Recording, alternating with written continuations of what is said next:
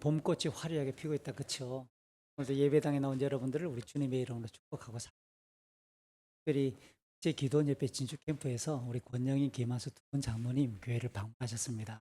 그 시간에 사역 함께 우리가 나눌 텐데 환영의 박수 한번 칠까요? 두 분 장모 앞에 앉으겠습니다. 그리고 오늘 특별한 목사님이 한 분 또 교회를 방문해 주셨네요. 농어촌 도시 작은 교회를 돕는 에클레시아가 교회의 그리스입니다. 에클레시아 지원연구소 우리 소장 박정희 목사님도 방문해 감사합니다. 네, 함께 예배하게 되었습니다. 오늘 함께 나눌 설교 본문 말씀을 같이 교독할까요? 열왕기상 24번째 열왕기상 강의 시간인데 18장입니다. 우리 교회가 어린 자녀들과 함께 통합 예배를 드리고 있습니다. 그래서 초등학생들이 읽기에 쉽도록 번역된 쉬운 성경을 주일날 설교 본문으로 채택하고 있는데 혹시 그 밖에 개역 성경이나 개역 개정판, 기타 번역 성경을 가지고 계신 분은 그대로 읽으셔도 좋습니다. 오늘 본문이 좀 길긴 합니다.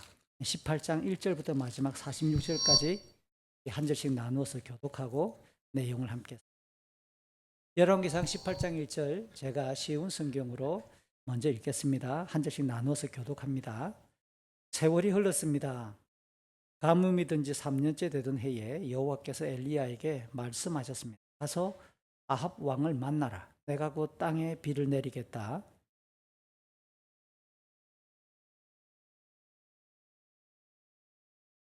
그래서 아합 왕은 왕궁을 관리하는 사람인 오바댜를 부르러 사람을 보냈습니다. 오바댜는 참 마음으로 여호와를 따르는 사람이었습니다.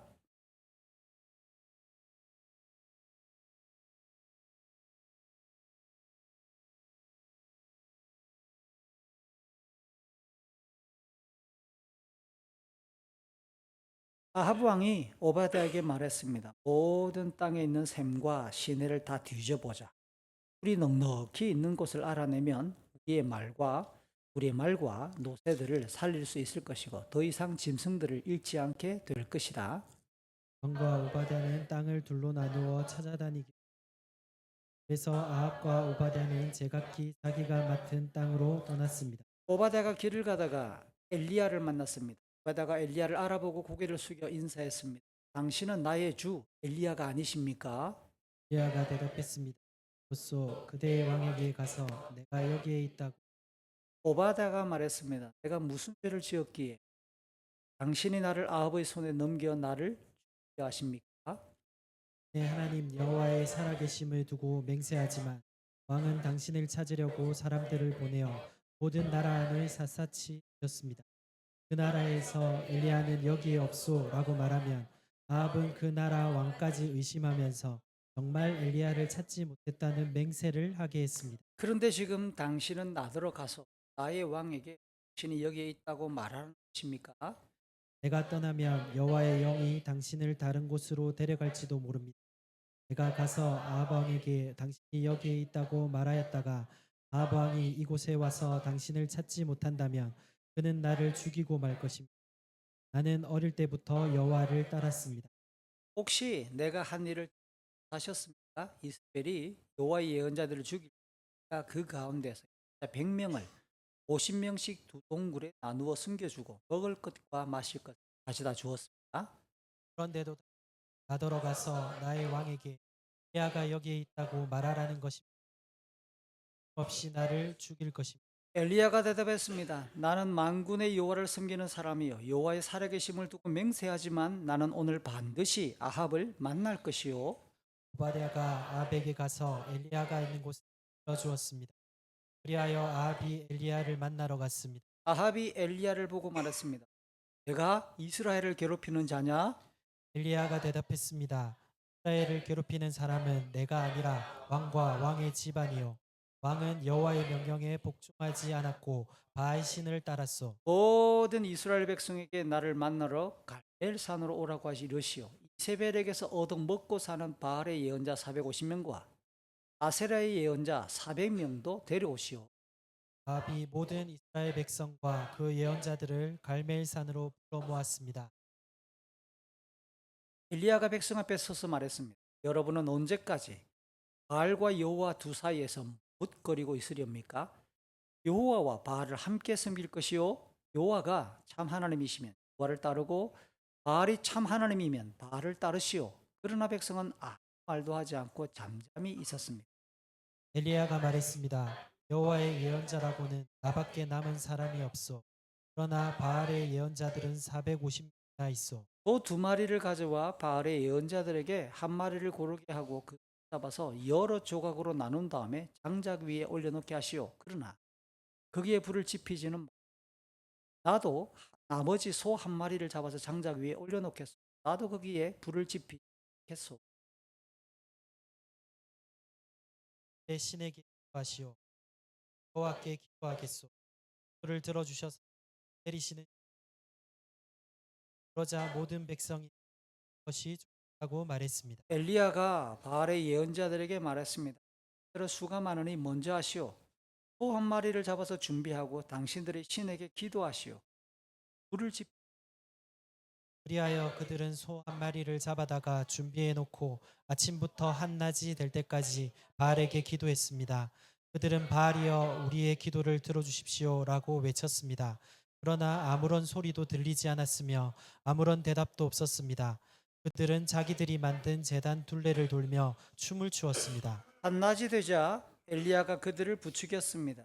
크게 기도해 보시오. 바알이 정말로 신이라면 지금 생각에 빠져 있는지 모르고 아니면 다른 일로 바쁘거나 어디 먼 길을 떠나는지도 모르지 않소. 어쩌면 자고 있는지도 모르겠소. 그렇다면 깨워야 하지 않겠소? 그들은 더 큰 소리로 기도했습니다. 그리고 그들은 자기들의 예배 관습에 따라 칼과 창으로 자기 몸을 찔러서 피가 나게 했습니다. 그들은 그런 식으로 자기들의 신을 예배하기도 했습니다. 낮이 지나서 저녁 제사를 드릴 시간이 다 되도록 바알의 예언자들은 계속해서 미친 듯이 날뛰었습니다. 아무런 소리도 아무런 대답도 없었고 어떤 움직임도 보이지 않았습니다. 엘리야가 모든 백성에게 말했습니다. 이제는 나에게로 오시오. 백성이 엘리야 곁으로 모여들자 엘리야는 무너진 여호와의 제단을 다시 쌓았습니다. 엘리야는 야곱의 아들들의 지파수에 따라 돌 12개를 준비했습니다. 야곱은 옛날에 여호와께서 내 이름을 이스라엘이라 하여라고 말씀했던 사람입니다.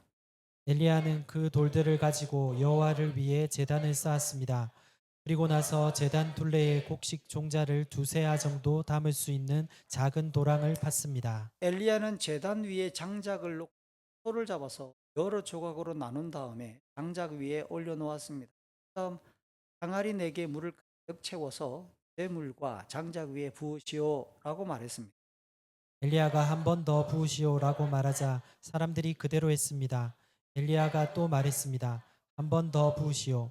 사람들이 세 번째로 불을 부었습니다. 그리하여 물이 제단 위로 넘쳐 흘러 도랑을 가득 채웠습니다. 저녁 제사를 드릴 때가 되자 예언자 엘리야가 제단 앞으로 나아가 기도했습니다. 여호와여 주님은 아브라함과 이삭과 이스라엘의 하나님이십니다. 주님이 이스라엘의 하나님이심을 증명해 주십시오. 그리고 제가 주님의 종이라는 것과 주께서 저에게 명령하여 이 모든 일을 하게 하셨음을 이 백성에게 보여주십시오. 여호와여 제 기도를 들어 주십시오. 여호와께서 하나님이시라는 것을 이 백성들이 알게 하소서. 주님이야말로 이 백성께로 돌아오게 하시는 분이라는 것을 알게 하소서. 여호와의 불이 하늘에서 떨어져 재물과 장작과 제단 둘레의 돌과 흙을 태우고 도랑의 물을 말렸습니다. 모든 백성이 그 모습을 보고 땅에 엎드려 외쳤습니다. 여호와 그는 하나님이시다. 여호와 그는 하나님이시다. 엘리야가 말했습니다. 바알의 예언자들을 붙잡으시오. 한 사람도 도망가지 못하게 하시오. 백성이 예언자들을 다 붙잡자 엘리야가 그들을 기손 시냇가로 끌고 가서 다 죽였습니다. 엘리야가 아합에게 말했습니다. 이제 올라가서 먹고 마시십시오. 곧 큰 비가 내릴 것이고 아합이 돌아가서 먹고 마셨습니다. 엘리야는 갈멜산 꼭대기로 올라가서 몸을 굽혀 머리를 무릎 사이에 묻었습니다. 엘리야가 자기 종에게 말했습니다. 가서 바다 쪽을 살펴보아라. 종이 가서 살펴본 후 말했습니다. 아무것도 안 보입니다. 엘리야가 다시 가서 살펴보라고 말했습니다. 가서 살펴보는 일이 7번이나 되풀이 되었습니다. 7번째가 되자 종이 말했습니다. 사람 손바닥만한 작은 구름이 바다에서 올라오고 있습니다. 엘리야가 종에게 말했습니다. 가서 아합에게 비가 와서 길이 막히기 전에 마차를 준비해서 당장 집으로 돌아가라고 전하여라. 얼마 지나지 않아서 검은 구름이 하늘을 덮었습니다. 또 바람이 불더니 큰 비가 내리기 시작. 아합은 자기 마차를 타고 이스라엘로 돌아갔습니다. 여호와께서 엘리야에게 큰 능력을 주셔서 엘리야는 허리를 동여매고 아합 왕보다 앞서서 이스라엘로 달려갔습니다. 아멘. 이 두꺼운 성경이 우리에게 안내하는 기독교의 믿음, 교회가 말하는 경건이 무엇일까요? 기억해야 될 것은 성경은 항상 강조합니다. 영원하신 하나님의 은혜로 우리가 죄를 용서받아 영원한 생명, 영원한 영광을 누리는 것이 경건이자 복음이라고 말합니다. 동시에 그와 같은 그리스도의 복음을 믿는 자들은, 하나님 나라를 소망하는 성도들은 이 땅을 살아가는 동안 대수롭지 않게 그냥 아무렇지도 않게 없다라는 겁니다. 다시 말해 하나님을 경외하고 그 하나님을 예배하는 경건한 삶을 살아야 한다라는 것을 핵심적으로 강조. 이와 같은 내용을 복음서를 읽다가 보면 복음, 마가복음, 누가복음 이 세 가지 복음 예수님의 사역 이야기를 비슷하게 배치시켜서 한번 따라해 보실래요? 공관복음. 같은 관점으로 예수님의 사역과 말씀과 기적들을 많이 비유한다라는 뜻입니다. 그 공관복음 마태복음과 누가복음에 적으로 쓰라고 있는 한 사건, 우리가 예수 믿는 믿음의 생활을 잘 보여주는 한 사건이 기록. 그게 바로 예수님의 변화산 사건.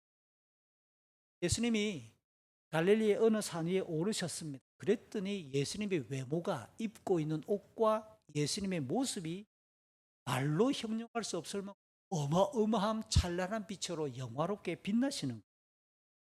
그 순간 구약 성경을 대표하는 두 엘리사가 나타납니다. 그래서 그들은 예수님과 더불어 예수님이 조만간 예루살렘에서 대속의 십자가를 통해 완성하실 그 복음에 대해서 누웠다고 누가복음 9장이 이야기를 해주는 거죠.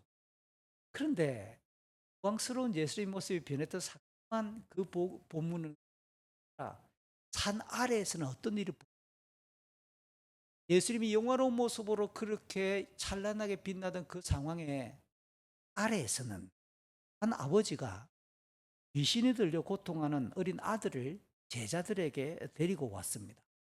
고쳐달라고 치료를 요청했는데 전혀 제자들이 그 귀신 들린 소년을 고치지 못하고 있는 난감한 상황이었어요. 이제 예수님이 산에서 내려오십니다. 그리고 예수님이 그 아이의 몸에 붙어있던 귀신을 쫓아내시고 온전히 치유하시는데 제자들이 묻습니다. 우리는 왜 못 쫓아냈습니까? 우리는 왜 치유하지 못했습니까? 라고 말할 때 마태복음은 믿음, 누가복음은 기도라고 말합니다. 이거는 다른 내용이 아니라 예수님께서 이 땅을 살아가는 이 영적인 싸움 속에서 믿음과 그 믿음의 표현을 어떻게 드러나야 될까요? 기도로 그와 같이 하나님의 능력을 경험할 수 있다라고 가르쳐 주십니다.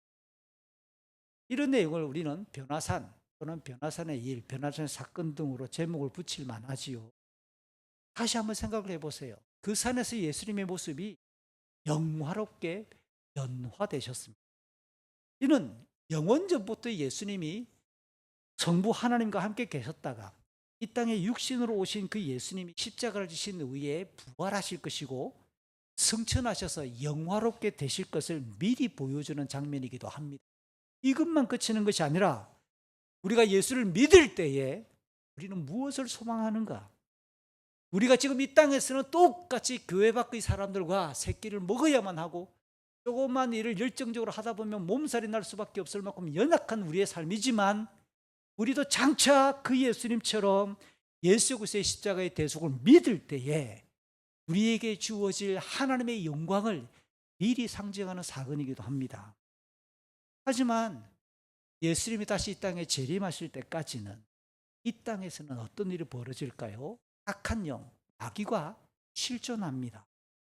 죄가 넘실대고 있는 까닭에 이 땅에서의 인생은 고통이 있지 않는다라는 영적 싸움의 현실이 벌어질 수밖에 없음을 똑같이 보여주는 거예요. 그럼에도 불구하고 우리 성도들은 믿음으로 영적인 싸움을 기도하는 가운데에 우리가 닥치는 수많은 종류의 고난과 시련을 맞설 수 있고 이길 수 있고 승리할 수 있음을 보여주는 분위기다. 이런 성도의 삶에 관해서 예수님은 요한복음 16장 33절에서 이렇게 말씀하십니다. 너희가 세상에서는 환난을 당할 것이다. 그러나 믿음 안에서 평안하고 담대할 수 있다고 격려해 주셨어요. 사도 바울도 에베소서 6장 10절 이하에서 악한 영들과의 치열한 싸움이 끊이지 않을 것을 우리에게 가르쳐 주며 하나님의 전신갑주를 취하라고 교훈했잖아요. 사도 베드로도 베드로전서 5장 8절과 9절에서 같은 내용으로 이야기를 합니다. 베드로전서 5장 8절 9절 같이 한번 읽어볼까요? 마음을 강하게 하고 늘 주의하십시오. 원수 마귀가 배고파 으르렁거리는 사자처럼 먹이를 찾아 돌아다니고 있습니다. 마귀에게 쥐지 말고 믿음에 굳게 서 있기 바랍니다. 온 세상의 모든 성도들도 여러분과 같은 고난을 겪고 있습니다. 오늘 본문은 구약 성경에서 어쩌면 신약 성경을 포함해서 전체에서도 이런 영적인 싸움, 영적인 전투 가장 생생하게 보여주는 명장면으로 꼽히죠. 바알 숭배의 나라 시돈과 손을 잡고 그 우상을 북이스라엘의 국교로 채택한 이 아합 왕을 엘리야가 다시 찾아옵니다. 그러면서 우상의 선지자들과 영적 대결을 펼쳐서 여호와 하나님이 참 하나님이시며 참 신이라는 사실을 알리는 장면입니다. 오늘 이 내용을 함께 살펴보면서 경건의 삶, 예수를 믿는 성도의 삶이란 영적 싸움의 연속이다. 우리에게 시련과 고난과 다양한 종류의 싸움이 우리에게 계속 마주해 온다. 그럼에도 불구하고 뒤로 물러나거나 무너지지 아니하고 우리는 믿음과 하나님이 주시는 그 은혜로서 승리할 수 있음을 확인하고, 오늘 이 내용에 들어가면서 지난번에 나누었던 바로 직전의 문맥 17장의 내용을 간략하게 먼저 요약할 필요가 있습니다. 다른 신앙을 따르기보다 여호와 하나님을 믿기보다 율법에 순종하기보다 바알이라고 하는 가나안 땅의 토속 신앙을 국교로 채택해버린 북이스라엘의 아합 왕에게 하나님께서는 선지자 엘리야를 보내셨습니다. 그래서 그 엘리야를 통해 여호와 하나님이 만물의 창조주시고 통치자이시며 심판자라는 사실을 선언하게 하셨습니다. 그리고 그 엘리야를 보호하기 위해 까마귀를 동원하시고 바알 숭배의 땅 시돈의 한 과부를 통해서 하나님의 사람 엘리야를 보호하게 하셨습니다. 그 과부의 집에서는 밀가루와 기름이 조금밖에 없어서 마지막으로 빵 하나 만들어 그냥 우리 아들과 더불어 먹고 이제 우리는 죽을 날을 기다리겠습니다. 처참하고도 비참한 그 과부의 집에 엘리야가 들어가 하나님의 말씀을 전합니다. 그 빵을 만들어 먼저 나에게 가져오면 그 다음 너와 아들을 위해 만들어 먹을. 좀 전에 뭐라고 말했습니까? 조금밖에 남지 않아서 빵 하나 만들 것밖에 안 남았다. 이거 마지막으로 먹고 이제는 우리는 죽을 날을 기다려야 된다라고 말했는데 너 나에게 가져오면 그 다음 너와 아들을 위해 만들 것이다. 이게 밀가루와 기름이 더 많아지지 않으면 불가능한데 엘리야는 그렇게, 그 이후로 놀랍게도 엘리야가 선언한 하나님의 말씀과 약속처럼 그 과부의 집에는 밀가루와 기름이 이를 통해 풍요를 가져다 주는 신인가? 바알이 우리를 부자로 만들어주거나 우리를 풍요롭게 만들어주는 신이 아니라 여호와 하나님이 자기 백성을 책임지시는 하나님이라는 사실을 보여주셨어요. 그런데 엘리야가 머물고 있는데 자기 아들입니다. 그랬더니 그 어머니가 통곡을 합니다. 어째서 당신이 우리 죄와 내 죄를 생각할까?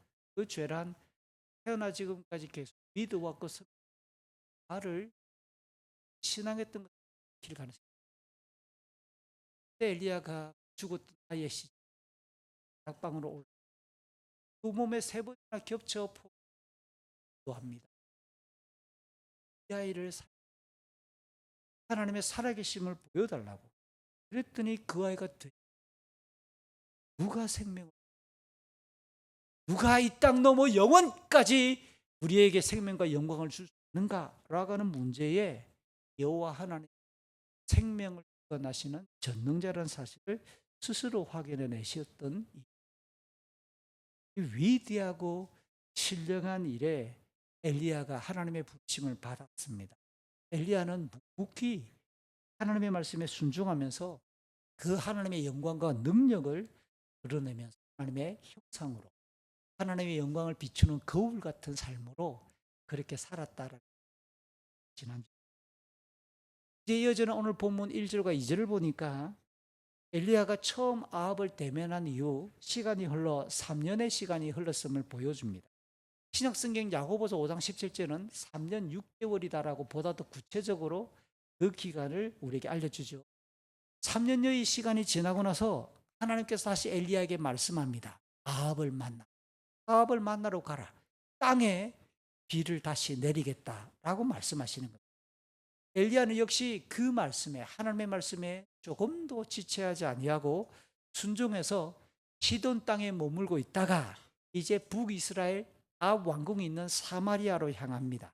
그 사이에 하나님의 말씀처럼 비와 이슬이 단 한 방울도 내리지 않았던 까닭으로 사마리아는 온 북이스라엘의 가뭄이 매우 심각했더랬죠. 율법을 한번 떠올려 보십시오. 신명기 말씀은 가나안 땅에 들어가 살고 있는 이스라엘 사람들의 모든 복락을 그리고 인생의 저주와 심판을 다 미리 말씀해 주었던 법과도 같은 말씀이잖아요. 그 신명기 28장 12절과 23, 24절을 생각하고 기억한다면 비는 순한 기상현상이 아닙니다. 더군다나 가나안과 주변 지역의 사람들이 신봉하는 신화처럼 바알이라고 하는 우상이 그 비를 내려주는 것도 아니란 말이에요.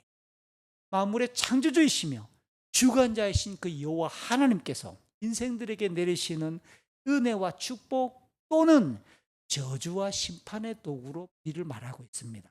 특별히 언약 백성인 이스라엘이 하나님을 경외하고 율법에 순종하면 적당하게 비를 내려주실 것이겠죠. 불신앙하고 불순종하면 가뭄이 발생할 것이라고 명확하게 알려주고 있는 말씀이에요. 그러니 지난 3년여의 시간 동안 북이스라엘과 수도 사마리아, 하나님을 믿었던 언약의 백성들이잖아요. 그 땅에 극심한 가뭄을 겪고 있다라고 말하는 것은 아합 왕으로 인해 장려되고 있던 바알 신앙이 얼마나 허망한가, 거짓된가 라고 하는 것을 고발하면서 하나님의 말씀, 하나님의 실제하심이 진리라는 것을 증명한 이였습니다. 그러면서 오늘 하나님께서는 엘리야에게 다시 비를 내리시겠다. 어떻게 받아야 될까요? 이 말씀을. 다시 비를 내리지 않았던 그 땅에 비를 내려주겠다라고 선언하시는 것은 하나님은 아직도 패역하고 죄악 가운데 있는 그 이스라엘을 포기하지 아니하시며 그 언약을 전제해서 다시 은혜로 초대하시겠다라는 하나님의 신실하심과 긍휼하심의 선언이 없는 것. 이해가 있는 것. 아무리 죄악 가운데 있어 하나님의 말씀이 들리기 시작하면 기회가 주어지는 상황입니다. 그런데 심각한 가뭄 상황에서 아합 왕은 그동안 어떻게 살아왔고 지금 어려운 난국을 어떻게 극복하려고 애쓰고 있을까요? 아합이라고 하는 사람이 왕인데 온 나라가 바싹 타들어가고 있는 상황에서 어떻게 처신할까라는 거예요. 2절부터 6절까지 아합 왕의 반응이 구체적으로 드러납니다. 그는 왕궁의 모든 일을 관리하는 오바댜, 왕궁의 모든 일을 관리한다는 이 말을 오늘 민주정치 체제로 바꾸면 총리쯤 되겠지. 그 정도의 어떤 큰 권세를 가지고 있는 오바댜라는 사람을 불러서 이 북이스라엘 땅에 있는 모든 샘과 골짜기, 시내를 사차치 뒤져보자. 뿔이 있는지 없는지 이렇게 찾아보자가 제안한 이후에 땅을 딱 나누어서 절반은 왕이 직접, 또 절반은 이 오바댜에게 맡겨서 풀이 있는지, 어디에 물이 한 방울이라도 남아 있는지 한번 찾아보자 하고 각자 출발합니다. 그런데 놀라운 것은 5절입니다. 아합 왕이 전국을 샅샅이 뒤져서 풀이 있는지 물이 있는지 찾으려고 하는 이유가 나와요. 5절에 보니까 이렇게 말합니다. 말과 모세를 살려서 더 이상 그 짐승들을 멸절시키지 않도록 모두 죽이지 않겠다라고 하는 열정으로 가자라는 거예요. 여기서 아합 왕의 세계관이 여실히 밝혀지고 있습니다. 여러분, 지금 3년이 넘는 기간 동안 비 한 방울, 이슬 한 방울 내리지 않았으면 누가 고통을 느꼈지요? 백성들이잖아요. 짐승도 짐승이지만 풀이지만 온 나라의 백성들이 지금 못 살겠다, 불이 없어서 타들어가는 이 판국에 백성들이 겪고 있을 고통은 전혀 언급이 없는 거야. 지금 걱정하는 건 뭐지요? 짐승의 짐승, 말과 모세 등의 이 아합 왕은 더욱 집중하고 있단 말입니다. 그 고대 이스라엘 사회와 주변 세계에서 말이 어떤 역할을 했을까요? 말은 주로 대적들과의 전쟁을 대비해서 군사용으로 많이 활용됐습니다. 그러니까 군사력 강화를 위해 활용되었던 짐승이 말이었고, 요새는 암말하고 수탉나귀 사이에 교배를 해서 태어난 짐승이 새입니다. 다리가 좀 짧아요. 진 힘이 굉장히 좋습니다. 속도는 느린데 꾸준하게 일을 하는 성격을 가지고 있어요. 그래서 물건을 많이 실어 나르는 일에 주로 경제력의 소통 수단으로, 요즘으로 치면 트럭이죠. 그렇게 노새가 많이 활용됐단 말입니다. 아합 왕이 굳이 시돈이라는 나라의 왕과 손을 잡고 그 땅의 공주와 결혼했던 이유가 우리가 이미 살펴보았던 것처럼 무역로를 확대하고 경제적으로 좀 상승하고자, 좀 돈을 좀 많이 벌고자, 이런 목적이었을 겁니다. 게다가 가나안 땅 북쪽에 지금 호시탐탐 세력을 확장해서 노리고 있던 아람이라고 하는 나라를 견제하기 위한 국방력 강화로 시돈과 손을 잡았다라고 제가 몇 주 전에 설교하면서 말씀을 드렸고, 이런 상태에서 3년이 넘는 기간 동안 가뭄이 극심해졌습니다. 이런 상태에서도 여전히 아합의 머리는 백성들의 피부로, 백성들이 지금 현실적으로 겪고 있는 이 고통보다도 여전히 이 그 두 가지에, 경제력과 국방력 강화에만 집중하고 있으면서 실제적인 백성의 고통에는 눈을 감고 있는 참 특이한 종류의 왕이다라는 것을 볼 수 있어요. 지도자를 잘 뽑아야 됩니다. 어디에 집중? 그래서 항상 누군가가 공약을 내세우고 어디에 돈을 쓰고 있는가, 그의 시간과 마음이 어디를 기울고 있는가, 이것을 보여주기 위한 쇼가 아니라 실제로 그와 같은 삶을 살고 있는가, 이게 중요한 거예요. 최근에 제가 좀 관심을 가지고 전국 지자체가 어디에 돈을 조금 쓰고 있는가, 특정 분야를 해가지고 한번 읽음 들었어요. 사실 우리나라에 지금 정신과 계통의 질병을 앓고 있는 청소, 그래서 국립병원들이 각 도마다 하나씩 있어요. 저희 집도 예외가 아니라 그와 관련해서 자료를 한번 찾아봤습니다. 우리 경상남도에는 국립정신병원이 창녕포구에 있습니다. 전라남도는 나주에 있습니다. 한번 찾아봤더니 똑같은 국립병원이니까 홈페이지 초기화하면 또 사람이 국립이니까 내용을 들어가 보니까 천천. 나주 국립정신병원에 제일 마음에 들고 제가 감동을 받은 게 청소년 병동이 따로 돼 있어요. 거기는 청소년 병동이 따로 돼 있고 나주에 있는 특수학교, 이화학교 교사, 특수교사와 실무원이 병원으로 출근을 합니다. 그곳에 장기 입원하고 있는 학생들을 위한 병원 학교가 경남에는 없어요. 물론 어디에 쓰고 있나? 또 찾아봤지요. 사실은 정신과 병원에 오랫동안 장기 입원하면 생각보다 돈이 많이 듭니다. 그래서 각 지자체별로 이와 같이 진료비를 어디에 투입하고 있는가, 지원하고 있는가 살펴봤어요. 경남은 없습니다. 경상남도 도민이 적으로 입원할 경우에 치료비 지원가 없습니다. 제일 높은 데가 경기도예요. 경기도는 경기도민이 장기 입원할 경우에 입원할 경우에 처음 시할 때 40만 원, 50만 원, 진단에 따라 기관에 따라. 경기도민이면 누구나 다 준다. 돈을 그런 데 써야 되는 거 아니에요. 이런 모습이 단적인 예입니다. 오늘 이 아합 왕이 어디에 신경 쓰고 어디에 신경 쓰고 있고 어디에 돈을 쓰고 있는지, 어디에 관심을 가지고 있는지, 이 돈을 위해 쓰려고 만드는 건지, 지금 당장 물 한 방울이 없고 타들어가는 백성들을 위해서 고통을 함께 나눌 만한 생각이 전혀 없는 이상한 사람. 아합 왕궁의 최고 관리였을 오바댜는 매우 흥미로운 인물입니다. 오늘 본문은 이제 설교를 준비하다가 좀 잘라서 두 번에 나눠서 설교할까, 더 이게 본문이 기니까 한꺼번에 할까 고민을 많이 했던 그 중에 하나가 오바댜 때문인데, 어쨌든 11개 상하를 쭉 달려가려면 이 시간이라 여러분의 필요들을 감안해 치긴 했어요. 이 오바댜는 아합이 나라의 절반을 맡길 만큼 굉장히 신뢰하는 사람이래요.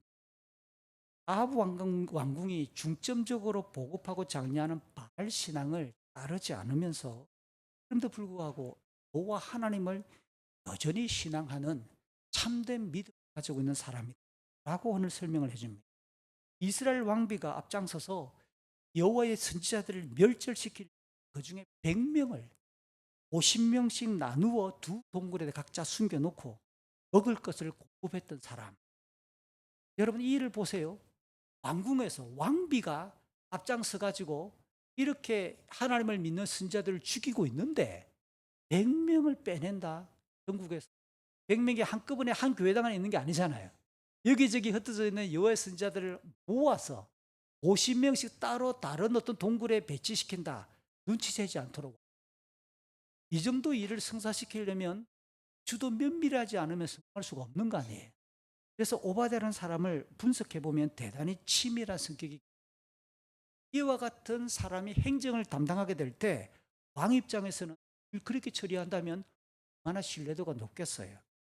동시에 그의 신앙을 굴복시키지 아니하고 바른 신앙으로 가장 가까이 있는 왕궁이 눈치를 채지 못하도록 선지자들을 보호하는 이 담대함도 있는 거예요.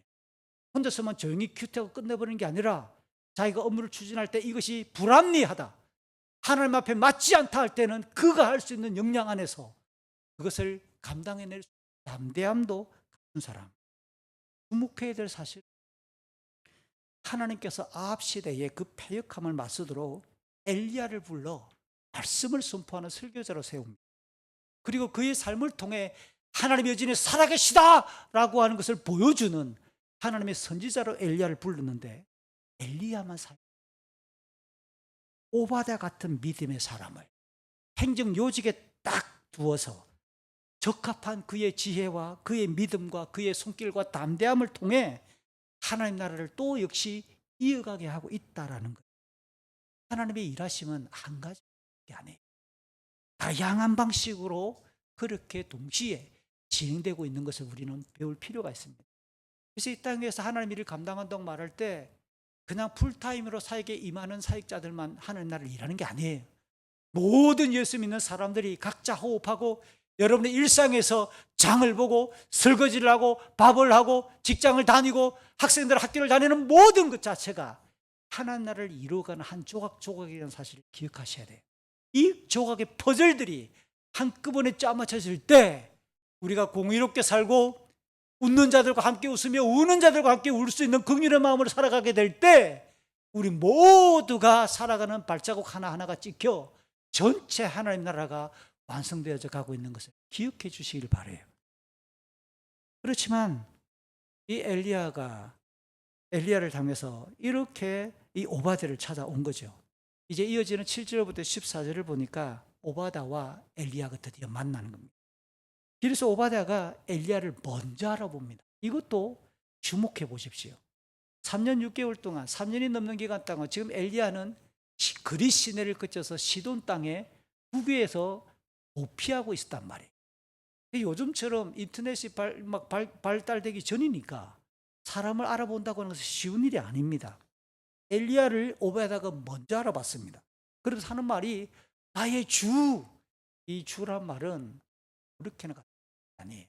최소 왕이거나 자기가 믿는 신에게 갖춰붙이는 호칭 중에 하나. 그러니까 지금 이 오바댜는 엘리야를 하나님의 사람이라는 것을 명확하게 기억하며 하나님의 사람이라고 하는 존중함을 가지고 그를 인사를 하는 겁니다. 어떻게 알아봤을까요? 이 두 가지밖에 없습니다. 방법이. 하나는 지금 엘리야가 다시 사마리아로 돌아온 게 3년여의 시간이었어요.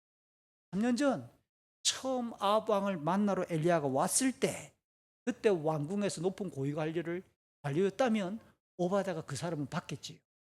3년 전의 그 기억을 분명하게 기억하면서 나의 주라고 고백했던지, 어쩌면 성경에는 엘리야가 17장 1절에 갑자기 등장으로서 나타났으나 그 이전부터 엘리야가 만약에 설교 사역을 감당했던 사람이었다면 이전부터 엘리야에 대한 소문을 들어서 알았을 가능성도 없지 않아 있을 겁니다. 어쨌든 간에 이 오바댜에게 이 엘리야가 말합니다. 아합을 만나려고 왔다.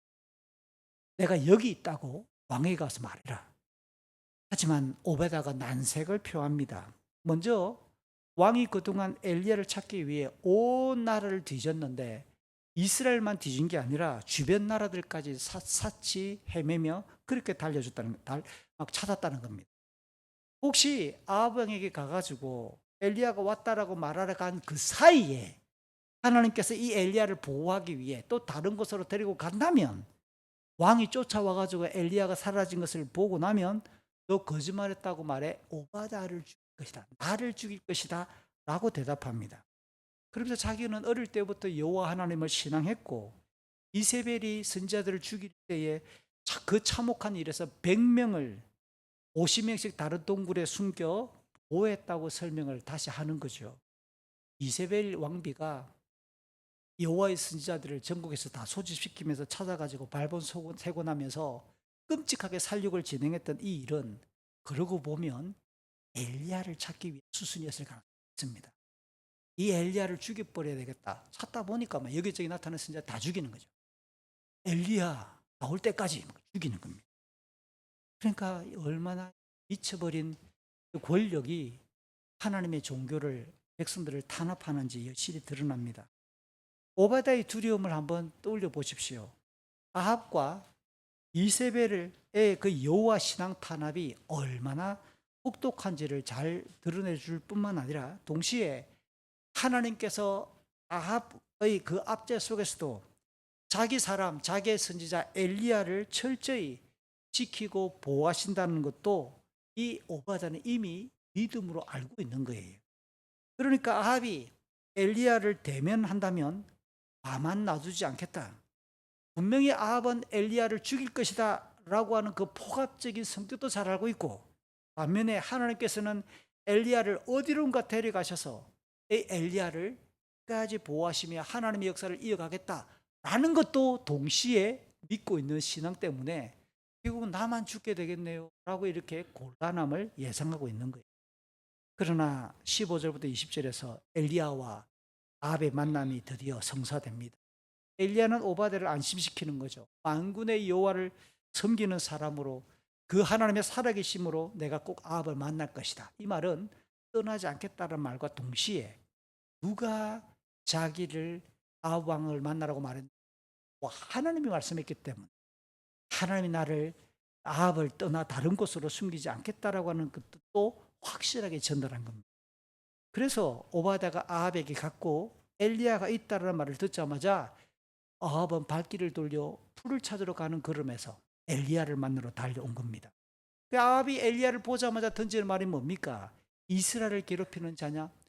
너냐? 아, 이스라엘을 괴롭히는 자가 바로 너냐? 이런 식으로 소리를 고래고래 지르는 겁니다. 참으로 어리석으면서 비신앙적인 질문이 아닐 수가 없는 거죠. 자기는 이 아합 왕이 온 나라의 백성들에게 바알을 보급했는데 바알을 보급한 이유가 비를 주관하는 신이라며 풍류를 가져다 주는 신이라면서 그렇게 떠들면서 그렇게 바알을 보급하고 장려했잖아요. 그런데 3년 동안 비가 내리지 않았다. 그건 엘리야가 하나님의 말씀을 전달했고, 그러면서 하는 말이 엘리야 때문에 비가 안 내린 것처럼 엘리야가 믿고 선언한 하나님 때문에, 하나님의 징벌 때문에 이렇게 비가 내리지 않는 것으로 지금 이렇게 해석해서 너 때문에 비가 내리지 않으니까 이스라엘을 괴롭히는 놈아 이렇게 욕하는 거 아니겠어요? 그러면 자기의 종교 정책이 백성들에게 보급했던 바알이 헛되었고 거짓이라는 것이 자기 입을 지금 판명시키는 거잖아요. 그럼에도 불구하고 전혀 사과의 여지가 없는 거예요. 이 아합의 우매한 질문에 엘리야가 뭐라고 말합니까? 이스라엘을 괴롭히는 당사자는 당신이고 당신의 집안이며 여호와의 명령에 복종하지 않고 바알을 따랐기 때문에 하나님이 내리시는 징벌이다라고 바르게 정시켜 주는 거죠. 그리고는 모든 이스라엘 백성을 갈멜산으로 모으라. 이세벨에게 먹고 사는 바알 선지자 450명, 아세라 선지자 400명도 함께 모으라라고 제안합니다. 이스라엘 백성들이 지켜보는 가운데서 여호와를 신앙하는 자기와 그들과의 영적인 대결을 공식적으로 지금 제안하는 거죠. 아합은 엘리야의 그 의견을 받아들여 이스라엘 백성들과 우상의 선지자들을 갈멜산으로 불러 모읍니다. 앞서 이세벨이 여호와의 선지자들을 죽였다라는 문장에 이어서 엘리야의 말, 오늘 조금 전에 설명했던 내용을 보면 바알 선지자들과 아세라 선지자들이 이세벨에게 먹고 산다라고 하는 이 표현을 같이 연결시켜서 본다면 지금 북이스라엘의 종교 정책은 아합 왕보다 이세벨 왕비의 영향력이 훨씬 도드라지고 앞서며 그 왕비의 뜻이 강력하다라는 것이 지금 입증되고 있는 거죠. 원래 부부가 해야 될 사람입니까? 창세기 1장과 2장을 보면 부부는 원래 창조 질서에 의하면 없는 배필로 하나님이 창조해 주시고 질서를 잡아. 없는 배필이란 하나님의 뜻을 지원하고 돕기 위한 동력자죠. 그런데 오늘 이세벨과 아합과의 관계를 보면 우상을 장려하고 여호와의 신앙을 멸절시키기 위한 이 아내입니다. 그러니까 이 여인은 성경의 관점에서 보면 악녀고 악한 배필이 아닐 수가 없는, 남편과 아내의 위치가 가장 아름답고 거룩한 것은 이 가정이, 내 남편 내 아내가, 우리의 가정이 하나님 앞에 반듯하게 서도록 그렇게 믿음으로 격려하고 응원하고 지원할 수 있을 때, 그게 성경이 가르치는 믿음의, 지금까지 살펴봤던 오늘 본문의 전반부의 내용을 정리해 보면 엘리야가 3년 만에 하나님의 살아계심과 그분의 말씀이 진리라는 것을 확증하기 위해 자기 목숨을 노리고 있는, 그리고 여호와의 신앙까지 탄압하고 있는 북이스라엘 아합 왕 앞으로 돌아온 이야기입니다. 그 사이에 가뭄이 심각해서 전국이 바싹 메말라 하나님의 말씀대로 비와 이슬이 단 한 방울도 내리지 않으므로 누가 과연 만물의 창조주인지, 누가 만물을 주관하고 있는지, 누가 참신인지를 그렇게 증명되었음에도 불구하고 아합의 불신앙은 여전하지요. 놀랍게도 하나님께서는 그 어둠의 땅에 오바댜라고 하는 신실한 믿음의 사람을 세우셔서 작은 빛으로 그렇게 밝히고 있는 거예요. 엘리야를 보내어 영적 대결을 준비하십니다. 이제 믿음으로 살아가는 경건의 이 길이라는 것이 뭘까? 지금까지 살펴본 내용을 가지고도 우리도 동일하게 믿음을 가지고 살아갈 때 이 땅 위에서 영적인 싸움을 회피하지 않아. 오늘 엘리야가 당당히 싸움하러 나타난 것처럼 믿음으로 담대하게 지혜롭게 우리의 삶의 분량 안에서 영적인 싸움을 우리는 마주해야 한다라는 것을 교훈 삼을 수 있습니다. 본문의 후반부 21절 이하 마지막 절까지 내용은 이제 갈멜산에서 벌어지는 여호와 하나님과 바알의 영적인 싸움을 중계해 줍니다. 하나님 말씀대로 비가 내리게 되고 언약의 하나님이라는 것을 분명히 가르쳐주는 본문의 후반부. 갈멜산이 어떤 곳일까요? 갈멜산은 아무것도 없다가 산봉우리 하나만 볼록 솟아 있는 게 아니라 지중 해안가에 25km 정도가 남북으로 쭉 산맥이 형성. 그 가운데에 가장 높은 봉우리를 난 갈멜산이다라고 이해하면 좋겠습니다. 숲이 빽빽하게 우거져 있고요. 경관이 아름답습니다. 되게 이스라엘 성경지리 답사나 여행을 가게 되면 이 갈멜산 꼭 가는데요. 정상에 보면 이 엘리야 동상이 서 있습니다. 한 손에 칼 들고 있고 이렇게 막 아주 이렇게 성난 눈초리로 우상의 세력들과 맞짱 서고 있는 엘리야 동상이 딱 가운데 서 있지요. 굉장히 경관이 아름다워요. 그 정상에 서서 서쪽을 바라보면 하이파, 지금 현재 이스라엘의 3대 도시, 세 번째 큰 도시 하이파가 한눈에 보이고 지중해가 쫙 펼쳐져요. 반대쪽 동쪽으로 딱 고개를 돌리면 저 멀리 갈릴리 지방이 다 보입니다. 이스라엘 평원과 함께 갈릴리 지방에서 나사렛도 보이고 저 멀리 가물가물하지만 갈릴리 호수 물결도 살짝 보일 수 있어요. 가나도 보이고 나사렛도 보이고 나볼산도 보이고 다 보여요. 참 아름다운 곳입니다. 그리고 이게 25km 정도의 산맥을 갖고 있다 보니까 곳곳에 동굴들도 많아요. 오바다가 여호와의 선지자들을 숨겼던 그 동굴도 이 갈멜산 자락 어느 곳에 있던 동굴이었을 가능성도 높아. 그런데 이곳은 오래전부터 여호와 하나님을 향하여 예배하고 제사를 드렸던 제단이 있었습니다. 동시에 그것만 있었던 게 아니라 나무가 빽빽하다. 여러분 구약 성경을 읽다가 우상을 예배하는 산당을 이야기할 때 높은 언덕 큰 나무 아래, 이거 기억나시죠? 이렇게 떠올리면 갈멜산이 빽빽한 수풀이 있다 보니까 어떤 느낌이 오느냐면 굉장히 풍성하네, 이런 느낌이 있기 때문에 그 갈멜산에는 바알 종교를 위한 장소로 오래전부터 시에 활용되어져 왔어요. 그러니까 갈멜산은 하나님을 향하여 예배했던 제단도 있었지만 바알 신앙을 숨기고 있는 제단도 있는 거예요. 이런 것을 엘리야가 모를 리가 없었을 겁니다. 이렇게 역사적이고 종교적인 맥락을 잘 알고 있던 그 갈멜산을 엘리야가 의도적으로 지정했을 것이고 영적 대결의 장소로 삼았을 것입니다. 이제 백성들이 운집했습니다. 21절부터 24절의 내용을 보니까 엘리야가 그 백성들에게 말합니다. 왜 바알과 여호와 사이에 머뭇거리고 있느냐? 여호와가 참 하나님이면, 참 신이라면 그 하나님만을 집중해서 믿고 따라야 되고, 바알이 참 신이라면 그 바알을 믿고 따라야 될 텐데 왜 머뭇거리고 있는가? 라고 질문하니까 백성들이 아무도 대답하지 않고 그냥 묵묵부답입니다. 머뭇거린다 라고 하는 이 단어는 타사라고 하는 히브리어를 쓰고 있는 절뚝거린다는 말입니다. 다리를 절며 절뚝절뚝거리다라고 하는 의미로서 이게 백성들이 여호와 하나님을 조상적부터 믿어왔으니까 하나님에 대해서 알고 있는 거예요. 어느 정도. 겉으로 보기에는 하나님을 믿는 백성들처럼 보이는 거예요. 그러나 지금 실제로는 바알도 섬기고 있는 섞여버린 혼합신앙을 대변하는 말이 묵거린다라는 말입니다. 오랫동안 믿어왔던 여호와 하나님을 일부 인정하면서도 바알로 상징되는 땅 위에서의 경제적인 풍요, 땅 위에서 즐기고 누릴 수 있는 쾌락을 동반한 다산신앙을 포기하지 않으려고 하는 태도. 그래서 엘리야가 뭐냐? 한 신만 택하라. 여호와 하나님이라면 하나님만을 집중해서 예배할 것이고, 바알이 진짜 너희를 따르려면 여호와를 완전히 끊어버려서 바알만 믿으라 라고 하는 이 엘리야의 말에 백성들이 침묵한 것은 뭡니까? 실제 상황이 주일이면 교회당에 나와 예배하지만 월요일부터 토요일까지는 내내 일주일 내로 고민하는 것은 주식값이 오르나, 우리 집 아파트가 오르나, 이런 것만 기억하는 거예요.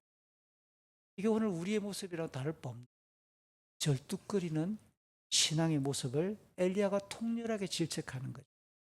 그들에게 엘리야가 제안합니다. 소 2마리를 끌고 와서 한 마리는 바알을 위한 제단에 올리고 나머지 한 마리는 여호와의 제단에 올려놓자.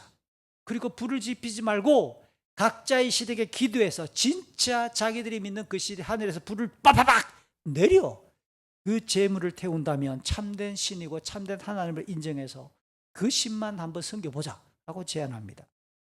실제로 가나안 땅 우가릿이라는 곳에서 발견된 이 신화에 의하면 바알의 손에 뭘 들고 나타나느냐? 늘 번개를 들고 나타나. 구름을 타고 바알이 돌아다니는데 오른손에는 항상 번개불을 들고 돌아다니는 겁니다. 그러니까 그 내용을 백성들이 모를 리가 없습니다. 엘리야가 누가 하늘에서 불을 내려서 이 제물을 태울 것인가 이 말에 사실은 신화에 의하면 바알 종교에게 굉장히 유리한 조건을 먼저 줍니다. 너희들이 원하는 대로 다 해봐. 게다가 여호와의 선지자는 엘리야 한 명이에요. 지금 그곳에 바알 선지자 450명이나 포진해 있습니다. 숫자적으로 볼 때 450대 1. 어떤 이유인지 알 수 없으나 오늘 보면 20절 이하를 놓고 보면 엘리야가 왕에게 제안한 것은 바알 선지자와 아세라 선지자들을 다 모으라 했는데 이제 오늘 21절 이하를 읽다가 보면 아세라 선지자들은 빠지고 바알 선지자들만 나타납니다. 그래서 아마 아세라 선지자 400명은 참여하지 않은 것처럼 보입니다. 이 내용은 마지막 22장 가면, 열왕기상 마지막 장에 보면 우상의 선지자 400명이 나타납니다. 그리고 보면 이게 아세라 선지자들은 그 자리에 갈멜살에 안 갔겠구나. 여러분, 이 영적 대결의 이야기를 엘리야가 아합에게 말을 했는데 아합은 이 말을 마누라에게 말했을까요? 안 했을까요? 왕비가 알까요? 모를까요? 분위기로 보면 당연히 알 것 같지요. 그러니까 이세벨도 분명히 들었을 거예요. 영적인 대결.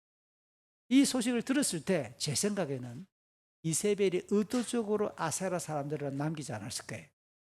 혹시 만약에 진짜 제가 믿는 여호와가 이긴다면 우리 선지자 반은 남겨놔야 될 거 아닐까라고 하는 얄팍한 영이 간사한 여인이니까 그 정도의 계산 빠금빡 돌아갔을 거예요. 어쨌든 백성들은 이 엘리야의 제안에 동의합니다.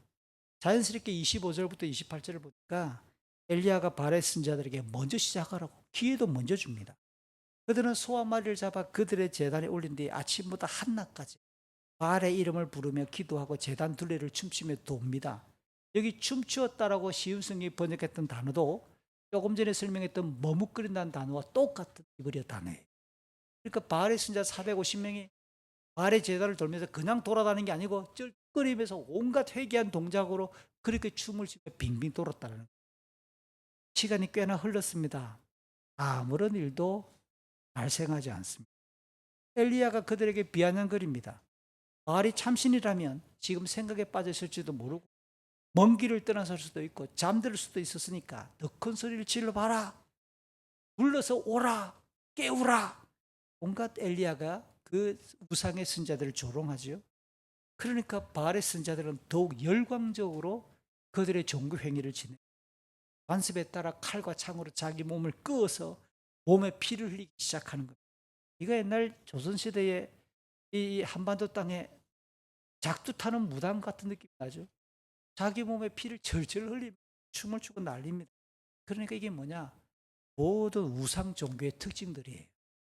신봉자들은 열정을 담아 오랜 시간 종교 행위를 하거나 감히 다른 사람이 따라올 수 없는 힘겨운 방식으로 뭔가 종교적 행위를 해야 될 것 같고 극단적인 희생과 고통을 신앙이라는 이름으로 섞어서 신을 감동시키려고 하는 이게 우상 종교.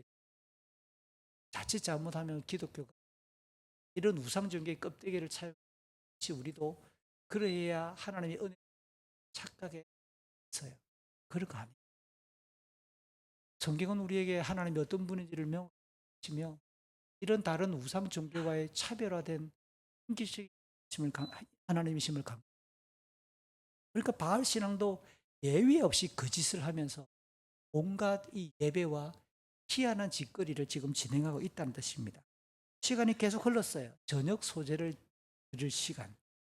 이걸 오늘 우리 시간으로 바꾸면 대략 오후 3시경쯤 되었습니다. 아침부터 오후 3시까지 바알의 선지자들이 미친 듯이 날뛰었지만 혹시 아무런 소리도 아무런 대답도 아무런 움직임도 일어나지 않자 오늘 보면 29절부터 38절에서 이제 여호와 하나님을 향한 바른 예배를 조명하죠. 만일 인간적인 노력으로 인간적인 열정으로 인간의 희생 때문에 신을 만날 수 있고 은혜를 받을 수 있다 그런다면 그런 신앙은 아니 제한적일 수밖에 없단 말이에요. 다시 말해 신체가 약한 사람은 건강한 사람보다 오랫동안 예배에 참여할 수 없잖아요. 가난한 자는 부자보다 더 많은 돈을 들일 수 우리는 하나님을 만날 기회가 없어질 수 있잖아요. 나이가 어린 아이들은 어른들보다 더 연약하기 때문에 하나님의 은혜를 못 받을 수도 있겠네요. 몸과 마음에 장애가 있는 사람들은 하나님을 도통 만날 수도 없겠네요. 이처럼 상대적으로 인간의 노력이나 행위를 신을 만나는 도구이자 방법으로 만약에 차용한다 그러면 작은 은혜를 누리거나 신을 만나지 못하고 마는 가능성이 큽니다. 그러나 기억하십시오. 성경이 가르치는 하나님은 겉으로 드러나는 외형적인 모든 조건보다 마음을 더 세밀히 살피신다고 가르칩니다. 우리가 무엇인가를 구하기 전부터 우리의 필요를 아시는 하나님이다라고 가르쳐주고 있습니다. 심지어 예수님은 어린 아이들까지 끌어안으시며 하나님 나라가 이와 같은 자들의 것이다고도 선언해 주셨어요. 그 은혜로운 하늘 아버지, 동시에 모든 자기 백성들을 향해서 그 하늘을 향하여 자기의 중심을 낮추고 자기의 마음을 가난하게 깨뜨리며 엎드릴 때마다 우리를 만나 주시는 하나님, 믿음으로 나아갈 때 히브리서 11장 6절, 그분은 살아계시고 믿음으로 그분에게 나아갈 때 자기를 찾는 자들에게 복락을 주시고 상 주시는 하나님이다라고 선언하잖아요.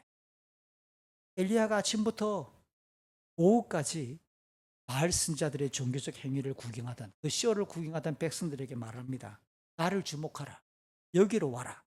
그러면서 주목할 수 있는 단어가 무너져 있던 여호와의 제단, 무너져 있던 여호와의 제단을 다시 쌓아 올리며 이스라엘의 지파수들의 12개의 돌을 쌓았습니다. 그 무너져 있던 제단이라는 것은 아합과 이세벨의 압제 아래에 있던 여호와 신앙의 한 단적인 면이죠. 그리고 제단 둘레에 두 세아, 이 두 세아가 세아라고 하는 도랑형이 오늘 우리로 볼 때는 조금 편차가 있을 수밖에 없습니다. 왜냐하면 뽀자기가 큰 거 쓰느냐 작은 거 쓰는가에 따라 세아니까. 그래서 두 세아 정도면 작게 잡으면 한 15리터 학자들마다, 좀 크게 잡으면 24리터. 이게 좀 헷갈리죠. 여러분, 이게 옛날에 어릴 때 여러분 통 들고 기름 사보러 가본 적 있으세요? 이게 보통 철물점에서 파는 네모 딱 이 기름통, 그 한 통에 20리터 들어요. 그거 한 통 정도 생각하면 되지 않을까 싶어요. 그 정도 물이 담길 수 있는 자그마한 도랑을 이렇게 팠습니다. 제단 위에는 장작더미를 쌓은 다음에 소를 잡아 올렸고요.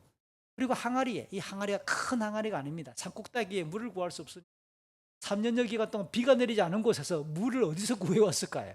저 밑에 어딘가에서 물을 구해와야 되니까 항아리라고 해봐야 오늘날 조그마한 주전자만한 크기의 항아리, 그 항아리 4개에다가 물을 채우고 재물과 장작의 붓기를 3번이나 반복시키니까 4개의 항아리에 3번이니까 항아리 모두 12불을 갖다 부은 거겠죠. 이렇게 해가지고 축축 적셨습니다. 이었고 저녁 제사를 드릴 그 시간이 딱 되자마자 엘리야가 하나님의 제단 앞으로 기도합니다. 여호와 하나님의 이름을 부르며 아브라함과 이삭과 이스라엘의 하나님이심을 고백한 것. 하나님이여, 여호와께서 이스라엘의 하나님이심을 증명해 달라.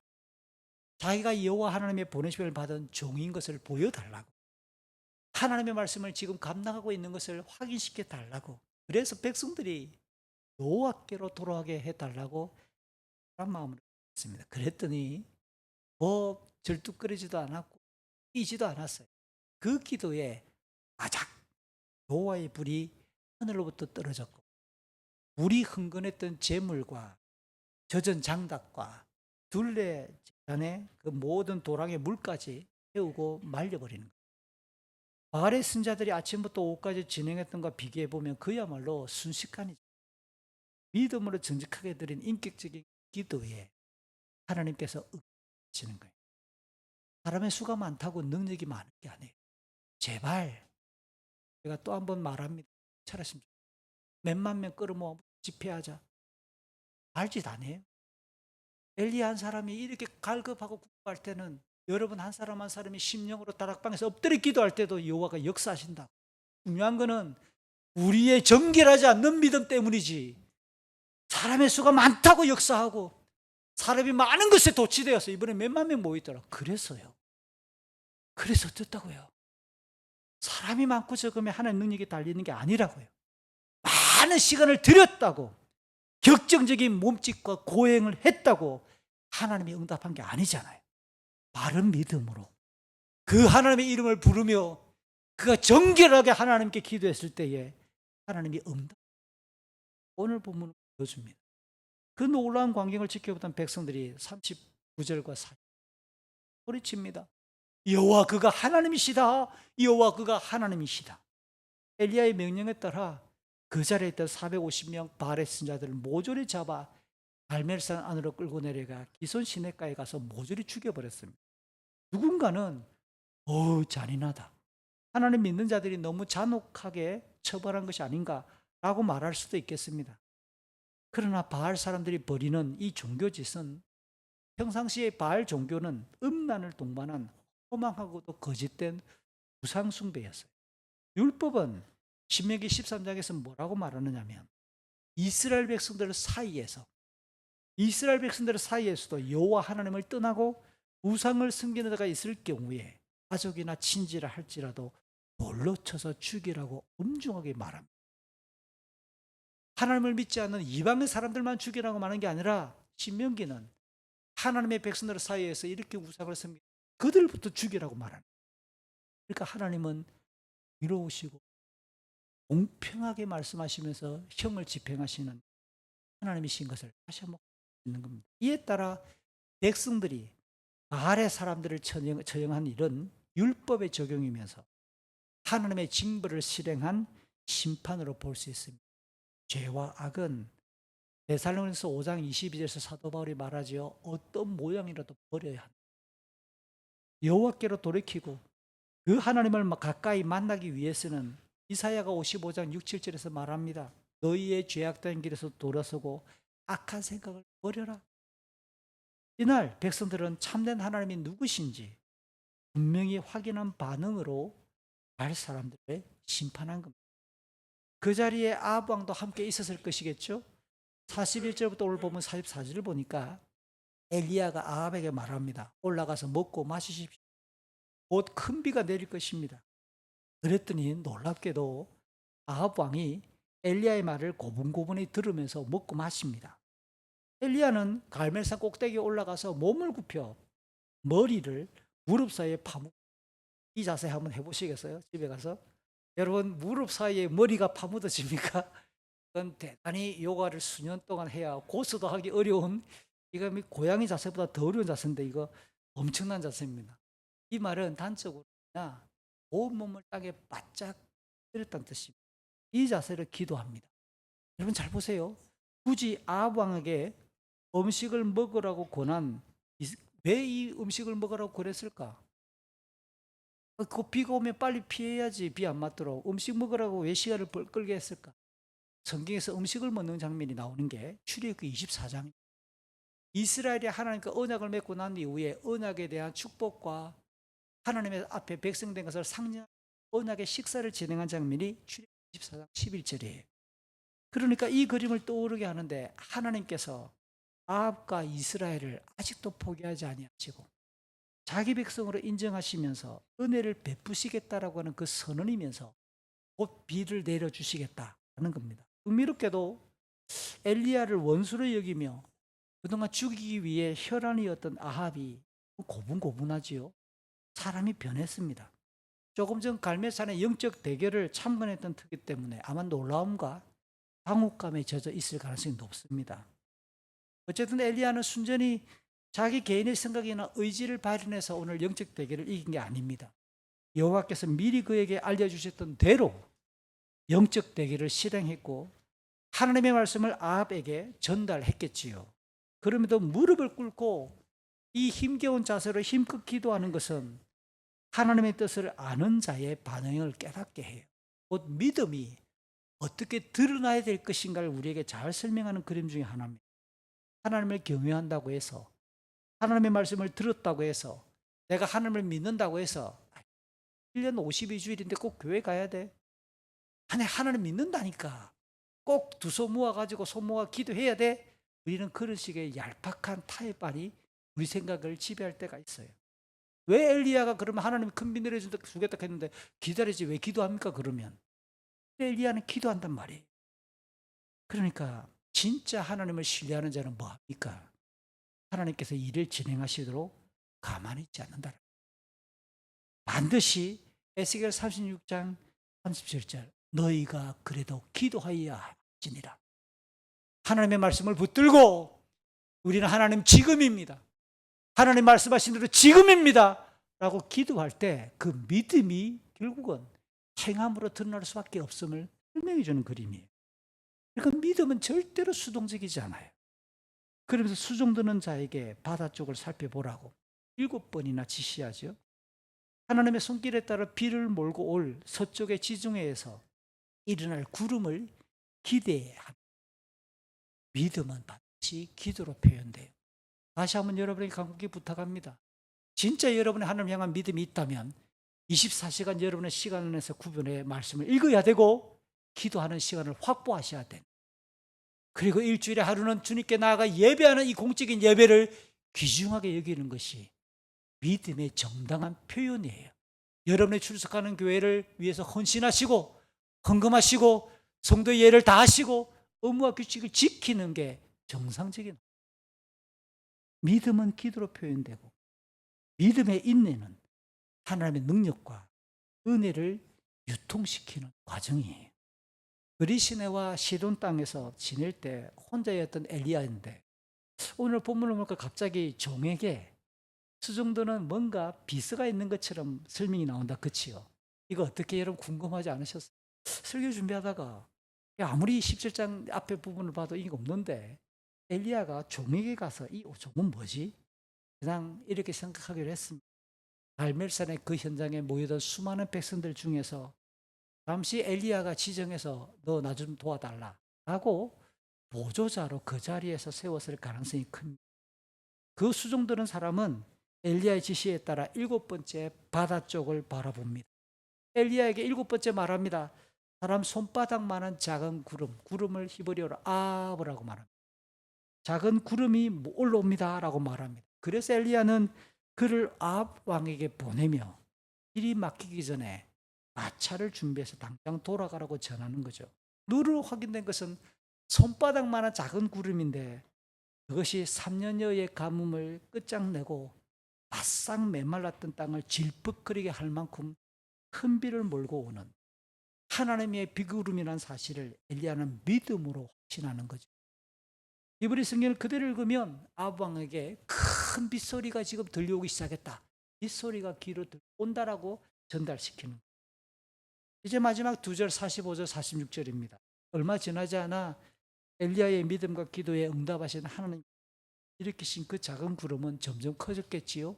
검은 구름이 되어서 온 하늘을 뒤덮었고 바람까지 불면서 이내 큰 비가 후두둑 내리기 시작합니다. 아합은 엘리야에게 말대로 마차를 타고 이스라엘로 돌아갔습니다. 엘리야는 또 여호와 하나님께서 엘리야에게 주신 큰 능력으로 큰 권능으로 기적 가운데에 허리를 동여매고 아합 왕 앞에서 이스라엘까지 달려갑니다. 갈멜산에서 이스라엘까지가 대략 한 20km쯤 됩니다. 여기 지수 후세대 교회당에서 땅 출발하면 상대학교까지 그 정도까지 좀 돼요. 이 거리를 갈멜산에서 그 먼 거리를 지금 비가 내리기 시작했는데 빗 속에서 왕은 마차를 타고 가는데 엘리야는 마차 앞에서 달려갑니다. 그림이 혹시 그려집니까? 이 그림을 어떻게 보이세요? 비를 맞고 엘리야가 허리를 동여맨 칠퍼거릴 옷을 입고 마차 앞에서 막 마라톤을 하고 있는 거예요. 왜 마차 같이 안 타고 가지? 말이 힘들어서 그랬을까? 이게 무슨 그림 같습니까? 근데 중요한 거는 여호와의 권능이 엘리야에게 임해서 하나님의 능력으로 지금 마차 앞에서 앞서 뛰어가고 있는 거예요. 누가 왕을 이끌고 가고 있다. 이 그림을 여러분이 묵상해 보십시오. 그 먼 거리에서 아합의 길을 아합으로 상징하는 북이스라엘의 그 역사를 누구를 따라가야 돼? 엘리야가 지금 인도하고 있는 그림이잖아요. 하나님께서는 비록 언약의 백성들, 그들이 우상을 숭배하는 죄악과 패역함 속에서도 그들을 포기하지 아니하시고 지금 엘리야가 마차 앞에서 달려가는 것처럼 여전히 하나님은 그 왕과 이 땅의 역사를 주관하고 있고 인도하고 있고 이끌고 가고 있음을 선지자 엘리야가 마차 앞에 뛰어가는 그림으로 우리에게 풍경으로 안내해 주고 있죠. 이상과 같이 갈멜산의 영적 싸움은 엘리야가 이긴 게 아니에요. 하나님이 이기신 거예요. 바알은 사람들이 지어낸 허상이기에 아무런 생명도 없고 능력도 없고 그 위대한 하나님의 승리에 선지자 엘리야는 믿음으로 수종들며 하나님의 영광을 경험하는 동력자로 오늘 우리에게 사역을 보여주고 있습니다. 지금까지 길게 살펴봤던 것처럼 본문은 하나님의 말씀처럼 3년여의 기간 동안 비와 이슬이 내리지 않아 가뭄이 극심할 때 하나님께서는 다시 엘리야를 아합에게 보내시고 바알의 선자들 450명과 갈멜산에서 영적 대결을 진행하게 하셨어요. 그 결과로 하나님은 우상의 무능력함을 들추시고 자기의 권능과 영광을 나타내셨으며 큰 비를 내리셔서 신실하심을 하나님 스스로 드러내셨어요. 이제 정리를 하고자 합니다. 성경은 이 땅의 삶을 우리 믿음의 사람들, 성도들이 걸어갈 때 영적 싸움이 항상 있을 것이라고 교훈했던 것을 기억하시기 바랍니다. 그러면 우리 성도들이 이 땅을 사는 동안 벌이고 있는 영적 싸움의 양상은 정리해보면 크게 두 가지 형태가 있을 수 있을 것 같아요. 하나는 뭐냐? 우리 순순히 개인의 내적인 상황 때문에 벌어져요. 왜냐하면 우리 성도 개인의 내적인 상태가 지금 영화로움을 입은 완성된 상태가 아닙니다.